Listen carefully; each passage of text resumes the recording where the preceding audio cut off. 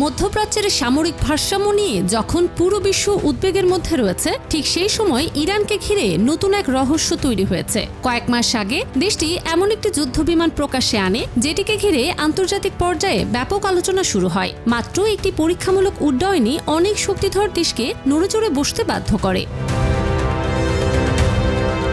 সবচেয়ে বিস্ময়কর বিষয় হলো এরপর থেকে ইরান তাদের ক্ষেপণাস্ত্র, ড্রোন কিংবা অন্যান্য আধুনিক সামরিক সরঞ্জাম প্রদর্শন করলেও সেই বিশেষ যুদ্ধবিমানটিকে আর জনসম্মুখে আনা হয়নি। ফলে প্রশ্ন উঠেছে, ঠিক কি আছে এই বিমানে, কেন এটিকে এত গোপন রাখা হচ্ছে? বর্তমানে বিশ্বের আধুনিক যুদ্ধবিমানের তালিকায় সবচেয়ে আলোচিত নামগুলোর মধ্যে রয়েছে যুক্তরাষ্ট্রের F-22 র্যাপটর এবং F-35 লাইটনিং। এগুলো পঞ্চম প্রজন্মের স্টেলথ ফাইটার জেট, যেগুলোর মোকাবেলা করার সক্ষমতা খুব কম দেশের কাছেই রয়েছে। চীনের J-20 ফাইটার জেট ইতিমধ্যেই আধুনিক যুদ্ধবিমানের ধারণাকে নতুনভাবে সংজ্ঞায়িত করেছে। অন্যদিকে রাশিয়ার Su-57 কে বলা হয় আকাশের অন্যতম ভয়ঙ্কর স্টেলথ ফাইটার।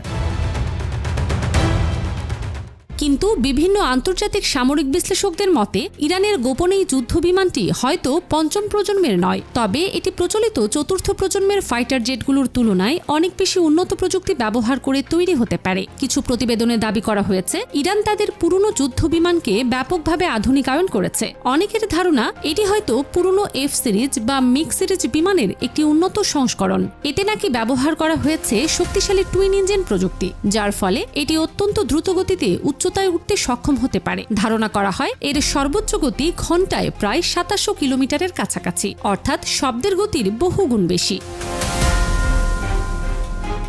শুধু গতিই নয়, এই বিমানের অস্ত্র বহন ক্ষমতাও আলোচনায় রয়েছে। বিভিন্ন সূত্র অনুযায়ী এটি একসঙ্গে বিপুল পরিমাণ মিসাইল ও গাইডেড বোমা বহন করতে সক্ষম, যা দীর্ঘ পাল্লার হামলা কিংবা আকাশযুদ্ধে গুরুত্বপূর্ণ ভূমিকা রাখতে পারে। সামরিক বিশেষজ্ঞদের মতে বিমানটির অন্যতম শক্তিশালী দিক হল এর রাডার ও টার্গেটিং সিস্টেম। এটি একই সময়ে একাধিক শত্রু লক্ষ্যবস্তু শনাক্ত ও ট্র্যাক করতে পারে এবং দ্রুত আক্রমণ পরিচালনা করতে সক্ষম।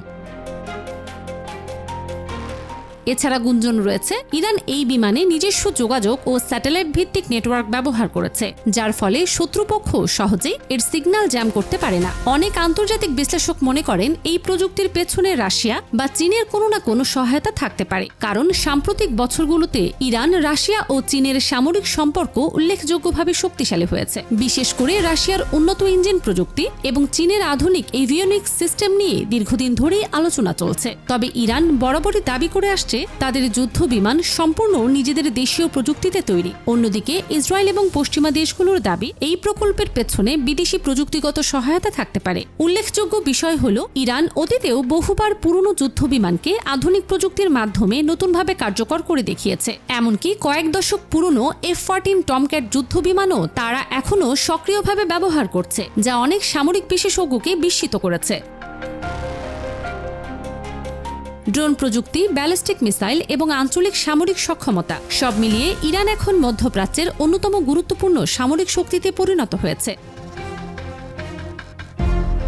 আর সে কারণেই ইরানের এই রহস্যময় যুদ্ধ বিমান এখন শুধু একটি বিমান নয়, বরং এটি পুরো অঞ্চলের জন্য এক নতুন সামরিক বার্তার প্রতীক। ভবিষ্যতে যদি ইরান আরও আধুনিক সংস্করণ প্রকাশ করে, তাহলে মধ্যপ্রাচ্যের আকাশে শক্তির ভারসাম্যে বড় ধরনের পরিবর্তন আসতে পারে।